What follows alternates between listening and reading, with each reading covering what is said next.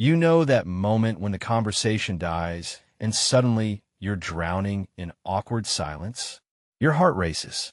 Your mind scrambles for something, anything to say. What if I told you this discomfort isn't random? Your brain is doing something specific in those moments. And once you understand it, silence will never feel the same again. Here's what nobody tells you. Silence triggers 7 distinct responses in your brain, each one designed to protect you, but actually making everything worse. It's like having 7 alarm systems going off when someone just opened a window. You're responding to a threat that doesn't exist. Next time silence falls in a conversation, notice what happens inside you. There's a split second where everything feels fine, then suddenly panic. That transition point is where your brain activates its ancient programming. When you understand these 7 responses, you realize something powerful. You're not broken for feeling uncomfortable. You're just running outdated software. Everyone who seems comfortable with silence has learned something you're about to discover. They've debugged their brain's response system. Chapter 1, the survival scanner. Your brain thinks silence means danger. Here's something that will change how you see awkward pauses forever. Your brain evolved in environments where silence meant predators. When conversations stop, an ancient part of your brain activates threat detection. This isn't social anxiety. It's evolutionary biology misfiring in modern contexts. The survival scanner constantly asks, "Am I safe?" Conversation provides constant reassurance. Silence removes that reassurance, so your scanner goes into overdrive. You're at dinner and conversation lulls. Suddenly you feel exposed, vulnerable. That's not insecurity. That's your amygdala treating silence like a tiger in the bushes. Your ancestors who feared silence lived longer. You inherited their nervous system. But here's the shift. When you recognize this response, you can override it. That uncomfortable feeling isn't telling you something's wrong. It's just old programming running in a new situation. The moment you think, "Oh, that's just my survival scanner," the intensity drops. You're no longer controlled by an unconscious response. You're witnessing it. Awareness transforms reaction into choice. Think about the last awkward silence. Was there actual danger, or just your scanner creating false alarms? Chapter 2, the social proof panic. When silence means rejection, your brain has a second response to silence that's even more powerful than the first. The need for social proof. Silence feels like evidence that you're being evaluated and failing. This response turns quiet moments into courtroom trials where you're both defendant and judge. Social proof panic asks, "Do they still like me?" Continuous conversation provides constant validation. When it stops, your brain assumes approval has stopped too. You're on a date and there's a pause. Immediately your mind races. Did I say something wrong? Are they bored?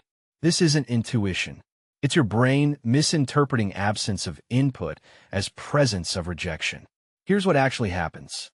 Most people are just thinking, not judging. But your social proof system can't tell the difference between someone thinking and someone disapproving. When you understand this mechanism, silence becomes neutral again. That pause doesn't mean they hate you. It means there's a pause. Your brain is filling silence with imagined rejection. Once you see this pattern, you can stop believing the story your panic tells you. The mature response is recognizing that silence is just silence, not a referendum on your worth. Reflect on how often you've assumed silence meant disapproval. How often were you actually right? Chapter 3, the performance pressure. Believing you're responsible for entertainment.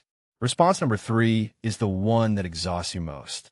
The belief that you must fill every silence. This performance pressure convinces you that conversation is your job and pauses are your failure. It's like thinking you're solely responsible for keeping a fire burning when there are 10 other people with wood. Performance pressure whispers, if there's silence, you're not interesting enough. But connection isn't a one-person show. When you carry this belief, every pause feels like dropping the ball. Your friend stops talking, and you immediately jump in with a new topic. Not because you have something meaningful to say, but because you can't tolerate the gap. You're not connecting. You're performing. Here's the truth that will set you free. Silence is a shared space, not your personal responsibility. When you release performance pressure, pauses become collaborative instead of threatening. Try this. Next silence. Count to 3 before speaking. Notice how often the other person fills it. You've been exhausting yourself filling space that would have filled itself. When you stop performing, you start relating. The person who seems effortlessly charismatic isn't working harder. They're working less. They've stopped treating conversation like a job interview where they're the only candidate. Consider how much energy you waste filling silences that didn't need filling. Chapter 4. The Intimacy Alarm. When quiet reveals too much. Here's a response that seems backwards until you understand it. Sometimes silence feels uncomfortable because it creates too much intimacy too fast. Your brain has an intimacy alarm that goes off when connection deepens beyond your comfort zone. Silence removes the buffer of words. When talking stops, you're suddenly just two people being present together. That can feel more vulnerable than any confession. The intimacy alarm says this is too close, too real. You're sharing a moment of quiet with someone, and suddenly you feel exposed. Not because anything happened, but because nothing is happening. There's nowhere to hide. Words are armor. Silence is nakedness. When you recognize this response, you realize something profound. You're not uncomfortable because connection is failing. You're uncomfortable because it's succeeding. Your intimacy alarm is actually saying, warning, real connection ahead. This is when most people crack a joke or check their phone. They're not rude. They're scared of closeness. When you can sit with this discomfort instead of running from it, you access deeper connection than words ever provide. The people who can be silent together have the strongest bonds. They've learned to tolerate the intimacy alarm without hitting the escape button. Think about who you can be silent with comfortably. That's who you're truly close to. Chapter 5. The Control Crisis. Losing your grip on the narrative. Response 5 is about power. When conversation flows, you have some control over how you're perceived. Silence removes that control, and your brain hates it. This control crisis makes you feel like you're losing your grip on the interaction. Control crisis asks, what are they thinking about me right now? In conversation, you can shape perception with your words. In silence, you're at the mercy of their unspoken thoughts. You finish answering a question, and there's a pause. Your mind immediately spirals. Are they impressed? Disappointed? Confused? You can't control their internal response, so you panic and start talking again. Here's what's actually happening. You're trying to control something that was never controllable. People think what they think. Your constant talking isn't controlling their perception. It's revealing your need to control it. When you accept that you can't manage how others perceive you, silence becomes less threatening. That pause is just them processing, not them judging.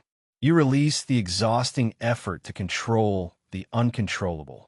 The shift is powerful. From needing to control every moment to trusting that you're enough, even in the gaps. People who seem confident in silence aren't controlling anything. They've surrendered the need to. Examine how much energy you spend trying to control others' perceptions. What would happen if you stopped? Chapter 6. The Meaning Maker. Your brain's story addiction. Your brain is a meaning-making machine. It cannot tolerate ambiguity. Silence is pure ambiguity, so your brain frantically creates stories to explain it. This is response 6, the meaning maker going into overdrive. The meaning maker says, silence must mean something specific, and it's probably bad.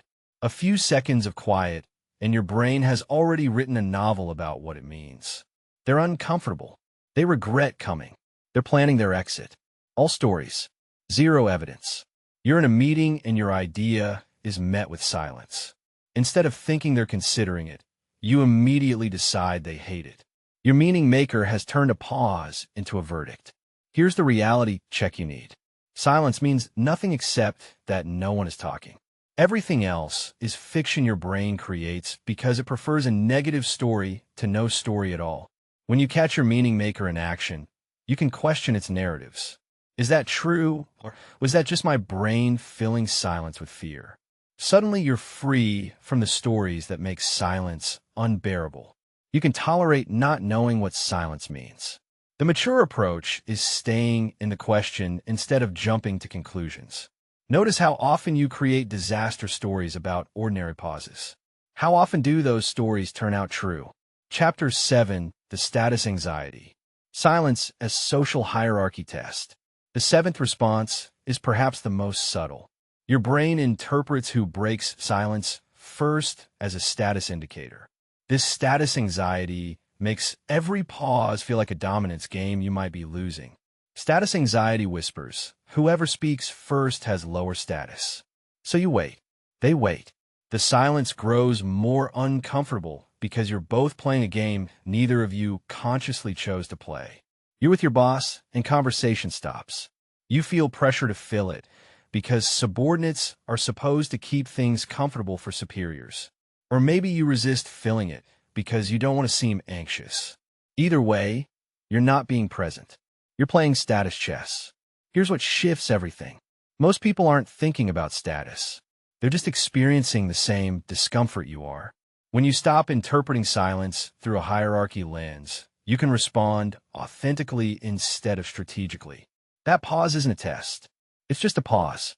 You can speak or not speak based on whether you have something to say, not based on imagined social positioning. When you release status anxiety, silence becomes collaborative space instead of competitive territory. The people who seem naturally authoritative aren't winning status games. They've stopped playing them entirely. Consider how often you've made silence about power when it was really just about presence. Integration, rewiring your relationship with silence. Knowledge without practice just makes you informed, not transformed.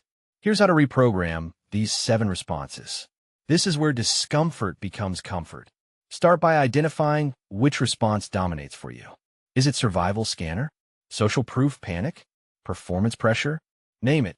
Next time silence happens, notice which alarm goes off first. Just noticing begins the rewiring process. For 1 week, practice this. When silence arrives, take a breath instead of filling it immediately. Count to 5. Notice which of the 7 responses activates. Just witness it without acting on it. By week 2, you'll notice something remarkable. The discomfort doesn't control you anymore. You feel it, recognize it, and choose your response. Small, consistent practice rewires decades of conditioning. The person who seems comfortable with silence isn't superhuman. They've just debugged their 7 responses until silence became safe. You can too. Everyone wants to stop fearing the pauses. Now you have the map to transform discomfort into ease. Think about who you'll become when silence is finally your friend.